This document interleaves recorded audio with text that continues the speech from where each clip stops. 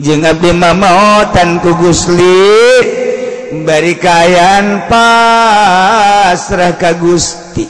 Ieu hese ge urang pasrah. Nu bantek jelema diangkat jadi wali pasrah ka Allah na 100%. Satungtung can pasrah ka Allah kajenting zikir bae, maca sholawat bae, naon bae ibadat tahajud datang ka bariru harideung tarang. Can pasrah ka Allah moal diangkat jadi wali. Pasrah 100% ka Allah, pasrah eta diangkat jadi wali. Keur dibere urang sehat pasrah ja sehat teh nu Gusti nyangakeun sadaya-daya abdi mah teu ngaku sehat teh nu Gusti ku abdi bade disyukuri sehat teh bade digunakeun sakumaha parentah Gusti pasrah ka Gusti.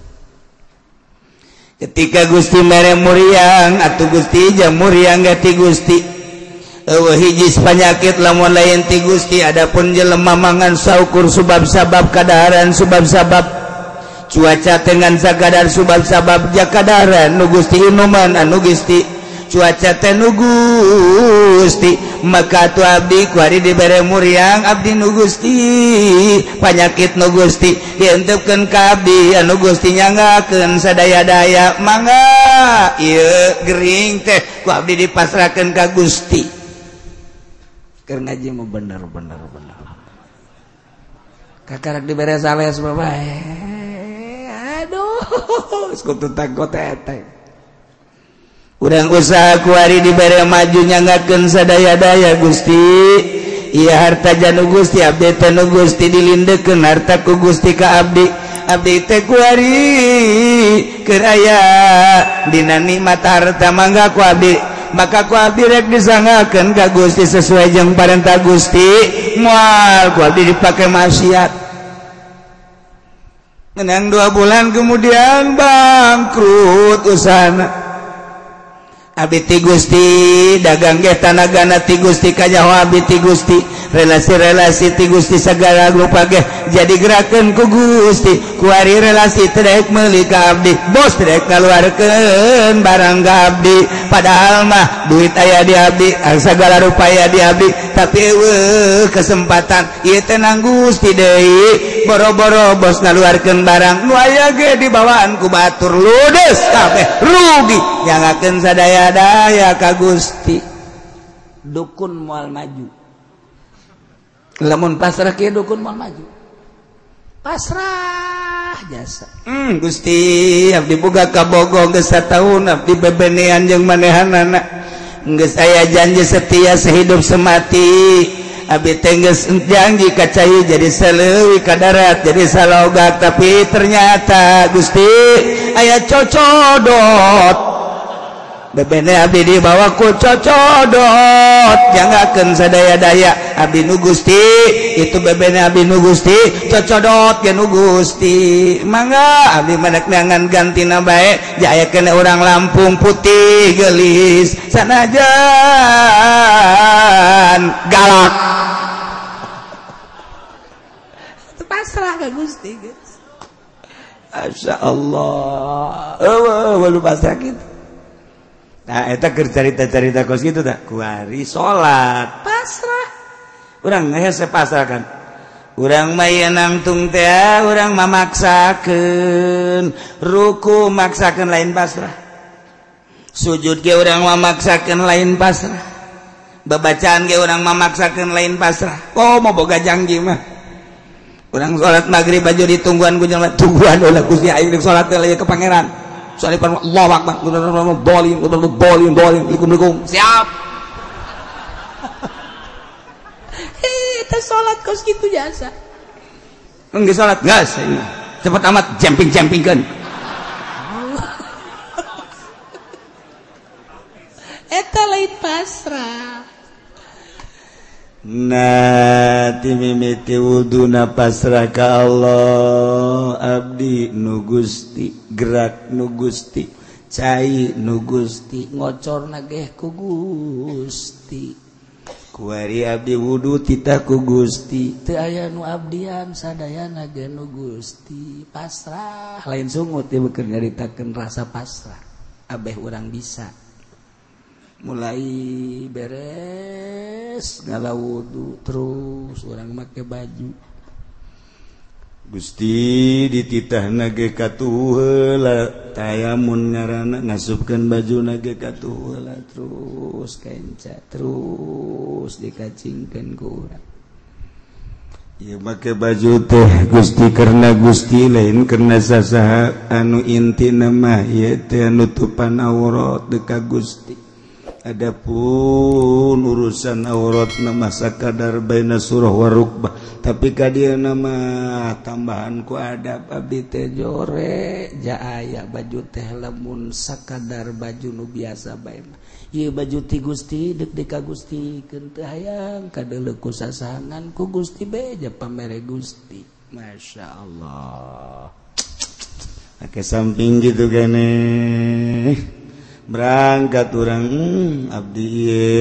dek menuju masjid padahal mah ibadah ka Gusti mah teu kudu di masjid ja Gusti mah di mana ge aya tapi pan aya parentah Gusti di masjid mah bisa berjamaah maka abdi teh ieu lempang teh di jero parentah Gusti lantaran dek ngaharep ka Gusti melalui berjamaah geus di jalan aja tungku di imah deka masjid teh sangkilang aya zimba ge teu kadeuleu urang kecuali susuna gede siapa kitu bae sih pasrahna setengah-setengah untuk ngamandeka masjid nele susu ngejebleh atuh tahiyatna ge lain asyhadu alla ilaha illallah nunjuk ka Allah orangan inget ka susu gejebleh teu beres ulah lu baleul lu akliat Allah pereng datang ke masjid pasrah urang belajar pasrah teh hese belajar pasrah hese lamun urang geus bisa belajar pasrah leuleus awakna awak leuleus pasrah teh leuleus coba nu pasrah mah kan leuleus nu pasrah mah leuleus embe deuk dipencit pasrah leuleus tapi embe deuk dipencit berontak bo dicekelan kuduaan kutiluan kopatan gak wasek eta berontak ngaranna tapi lamun pasrah leuleus urang be contoh urang lamun pasrah leuleus ka Allah leuleus geus atuh urang ku ari manantung Gusti masjid nu Gusti nangtungna ge ieu teh ti Gusti Gusti mah maha uning aja abdi teh ciptaan Gusti dilempangkeun ge ku Gusti ditangtungkeun teh ku ari ti dieu di dieu ku Gusti teh kudu bebeja sabenerna mah ka Gusti Gusti mah maha uninga nu mantak Muhammadiyah mah langsung Allahu Akbar Wahabi mah langsung Allahu Akbar salah teu salah Muhammadiyah teu make usuli teu salah langsung aja Allah mah nyahuan dia Allahu Akbar mantek Muhammadiyah hebat itu asana sia jadi Muhammadiyah kabeh ya Wahabi ge Allahu Akbar kok urang mah make usuli tamrina ieu teh ngalempengkeun hate aing geus lempeng mah ka hate ulah usoli dilempengkeun hate teh menghadap ka Gusti Allah besi ngolembar diusolikeun sholli fardhul maghribi salasa rakaat usah kitu usoli ge sok anu salah pugu maghrib usoli fardhu subhi aduh tinggal anak nanut ngamakmumpan subuh sih azana kunut enggak ya kan ini maghrib toel mun anak bah salah lain subuh maghrib bah abah ieu keur puyeng emang kunaon bah utang ka bawa ka salat tuh sholli fardhul maghribi salasa mustaqim padahal teh kudu dibejaan atuh Gusti urang di dinya ge nang Allah lempang nang Allah nangtung nang Allah ngan urang nah Allah menelekeun urang teu asa didelekeun, Allah menyawan urang teu asa dikajauhkeun, Allah mengadenge urang teu asa didengekeun supaya boga asa rasa mantep kan. Allahu akbar nemah jasa bakal kebal salat ge ku nemah mah sebab Allah na aya keur ngagerakeun urang keur nelekeun urang atuh urang nikmat jeung pangeran. Mulai cara tadi sholat tungguan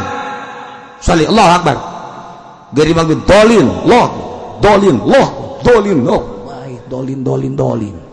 beres teu asa jeung Allah teh salat kos kitu